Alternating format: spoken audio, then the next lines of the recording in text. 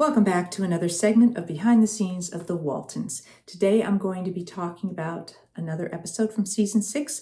This is episode number 4, The Warrior. In The Warrior, 2 Cherokee Indians arrive on Walton's mountain in search of their ancient burial grounds. After searching around, it is determined by Joseph Tuskegee that those burial grounds are under the Walton barn, and he insists that it be torn down. And when John refuses, he tries to burn it down because he says the ground must be purified. After arguments and insisting that Joseph leave, he does wander off, but then comes back and ultimately is thrown in jail for attempting to burn the barn down. This leads to a real conflict within the family because Elizabeth's trying to understand what's going on. She's become closer with his grandson Matthew, and Grandpa also understands that sense of family and his own desire to be part of the mountain and be buried on that mountain. So he also empathizes, despite the fact that he doesn't necessarily feel that the barn should be torn down. So a lot of issues raised in this episode. Also, what I remember about this episode, it was probably the most controversial and one of the most challenging episodes that was filmed. There was a lot of internal stuff going on, and I'm going to share some of that with you here.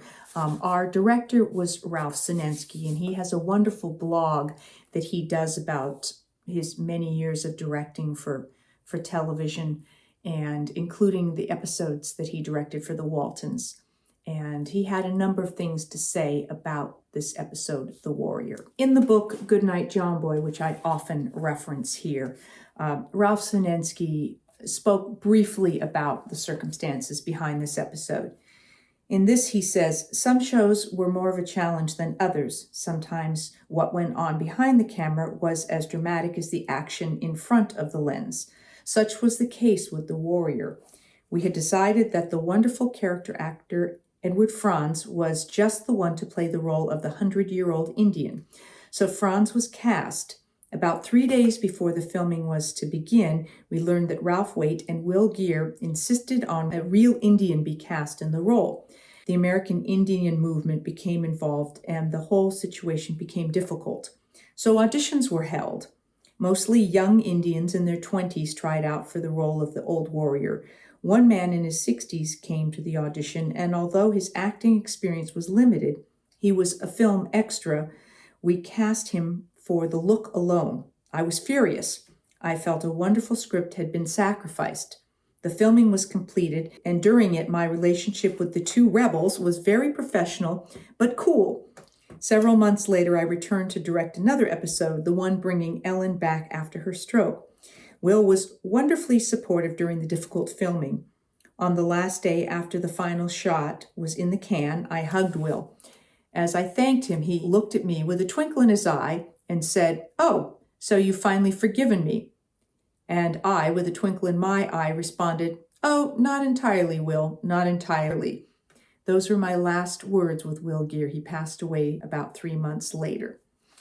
So that was what Ralph Sinensky shared in the book Goodnight John Boy. In addition, in Ralph's blog, the question had come up about whether the incident was instigated by Ralph Waite or Will Geer. And according to Ralph's blog, evidently Will was the instigator and Ralph jumped on board. He shared a lot of things about the filming of it. They did do some filming up in Fraser Park, and here is a copy of the call sheet for that day, and you will see that there was a 5:30 a.m. call time at the studio for those that had to be transported up to Fraser Park. And he explained because of Cammie's age, because Cammie was the only one of the children who had to actually film in Fraser Park. So if they had called her at 5:30 because of the restrictions on her hours, they would have lost her way too early and would not have been able to get through her scenes. So they arranged for Cammie and her mother to stay overnight at a motel near the filming. And so she had a 7:30 call time, which allowed them to then work with her longer. And he said that with Gerardo, the actor who played the grandfather, Tuskegee, that it said his approach was that of a high school drama student portraying Shakespeare, arms wildly gesturing, pretentious orating. My job was to tone him down so he would simply talk to Will Geer. Bringing Gerardo down to that level was not without its humor. As I stated, he was not speaking to Will, but was playing to the back row of that mountainside theater. I said to him, Gerardo, just look at Will and talk to him. Another take, and again, as his look left Will and his arm waved wildly, he shouted the lines to the hillside. Patiently, I tried again. Gerardo, hold on to your staff. Look at Will and just quietly say the words. I might add here I was given 2 cameras for the day's work so that if and when I got a satisfactory take, I would have both the 2-shot favoring grandfather, Tuskegee, and his close-up. I'm not sure how many more times I had to repeat my plea before I finally said, Gerardo, just look at Will, say your lines quietly, and please hold on to your staff, because if you don't, I'm going to hit you over your expletive head with it. Further along in his blog, Ralph Sinensky spoke about editing and referred to Marge Fowler, one of our editors, as the unsung hero of the production. He said, when it came to the editing of the film, I don't know where to start to explain the aberrant ways this production veered from the norm. Let me start with talking about double printing of takes. At Universal, it was strictly forbidden. On one production there, I was doing a scene with a difficult actor and had just finished take 11 without saying, cut, print. The assistant director told me the production department was concerned. When did I think I would reach a printable take? I replied that if I could print takes 4, 7, and 11, we could stop right now. By taking pieces from each of the 3 takes, they would be able to edit the scene. The assistant director left me and called the production office. He was back in a few moments. Print them. Lorimar was not like that, and on this production, they were aware of the problem caused by the position into which we had been forced. I was double printing, triple printing, quadruple printing, etc., constantly to deliver an acceptable performance on every one of Gerardo's speeches. And when you realize that many times I was running 2 cameras, that was a lot of printed film, and unfortunately, there was not the time for me to point out on each take which speeches were to be used. Marge did that on her moviola and did it superbly, and she did something else. She used a more than normal amount of cutting away to reaction shots when the old Indian was speaking, masterfully improving the scene. I repeat what I said above. Marge Fowler was an unsung hero of this production. So this will happen sometimes when you're really struggling. An actor can't remember their lines. He really struggled remembering his lines, and then when he was maybe remembering them, as Ralph says here, he was way overacting, and it just wasn't honest and truthful and believable, and the kind of thing that we consider a hallmark of Walton episodes. He was just inexperienced. He was doing the best he could, but it was a difficult situation. So by doing a lot of reaction shots and playing scenes on Will or on Cammy or on Ralph, you got the emotion of the scene sometimes more from their reaction shots, and it also gave you an opportunity to, if there was a flub up with a line, to use an alternate audio take or something like that to kind of piece it all together. We also had Cammy commented on Ralph's blog about the episode, and she said, I remember how hard this episode was to film. Having worked on the show since I was 7, I didn't have much patience for high ideals on set. I really thought the most important aspect of TV making was getting it right quickly, so the scene could be printed and everyone could go home on time. I was aware that there had been a brouhaha about casting, but at 12, I didn't really understand the reasons why a fuss had been made. And after years of working with so many talented professionals, I was super frustrated by the challenges this episode brought. I was also 12, which isn't the most patient of ages. So it was great fun to read what was really happening from a grown-up's perspective. Thanks for taking the time to put this together. That was Cammy's comments to Ralph Sinensky about his blog. Actually, I wasn't in this episode. I didn't have scenes in the episode. We had just finished filming the grandchild. And this episode, they didn't know whether it was going to air before or after the birth of Mary Ellen's baby. So they didn't know whether I should be pregnant or not pregnant. So they had come to me and said that they couldn't include me in the episode. But I, for some reason, was around at times during the filming. And so I do remember actually firsthand seeing take after take of Gerardo struggling with his lines.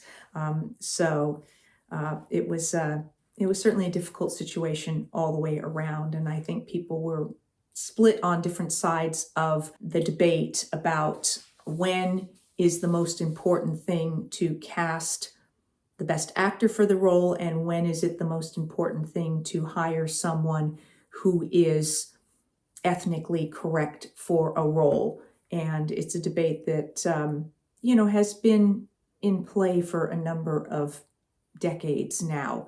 So I certainly see the frustration from the director's side, and I also see the stand that Ralph and Will took to try to make more roles available for actors that were actually Native Americans. Also, in regards to that scene on the front porch, an editing thing that I thought was interesting, because when I first was looking at this scene, I was thinking, I think maybe that was shot on the soundstage.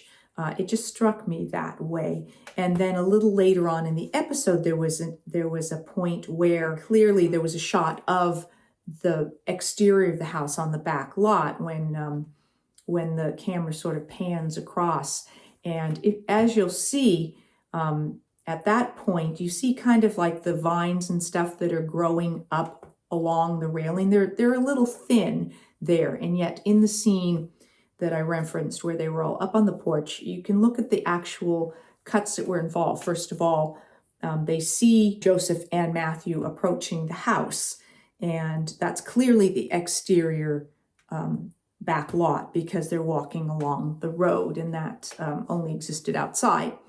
Then you cut back to John inviting him onto the porch. Well, he is standing on the porch. So as they move towards the porch, you are still on the back lot. You are sort of on the porch shooting out towards the actors approaching, and you see just a little bit of Ralph, or I'm assuming it was Ralph, or it could have been a stand-in because they really just needed the shadow of a body in the right side of the frame there. Then it cuts to them actually coming up onto the porch. So you never see them actually walk up those steps onto the porch. And then as they're sitting on the porch talking, you see how thick all of that greenery is on those porch railings. So those were things that I thought just caught my attention. And later on, as you see, you see those 3 steps that go up onto the porch. You see the thinner vines and stuff like that.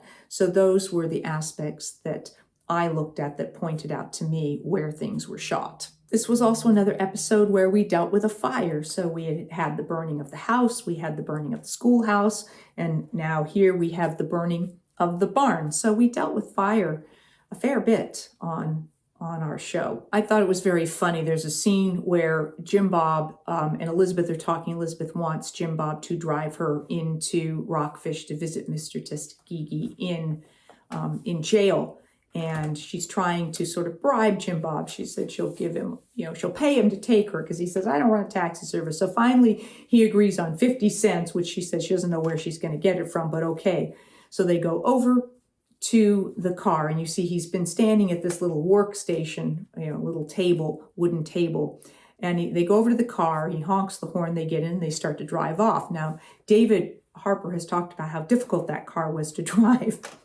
And I just thought it was funny that as he drives out, clearly steering was an issue with the car because he initially bumps along this table and literally turns it sideways. And you kind of see Cammie look back over. I think she's looking to see if it fell over.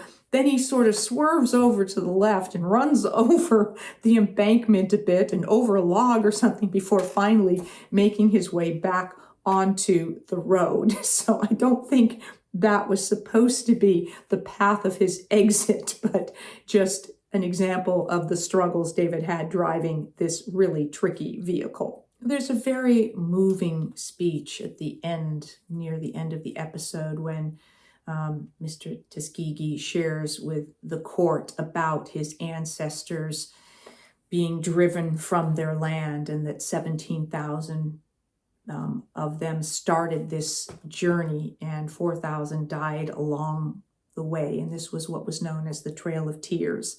And it was, you see John and Zeb and Elizabeth and them all being very moved by this story. And, it's a tragic part of our history.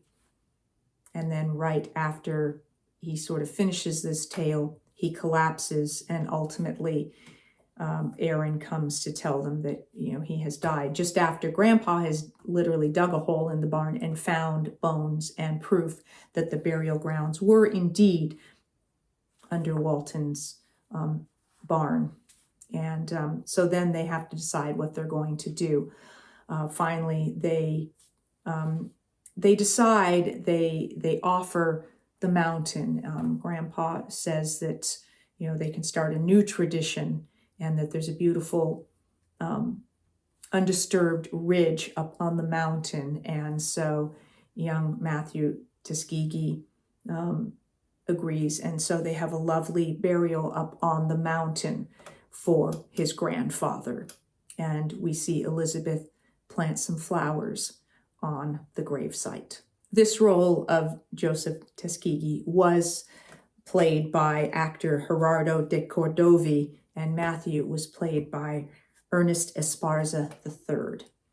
So in spite of all the difficulties they had, collectively, the team was able to edit together, I think, still a rather lovely episode, and certainly with a very important message. Thank you for joining me for this look back at the season 6 episode, The Warrior. I will be back with more behind the scenes of the Waltons and more Ask Judy. Thanks for watching.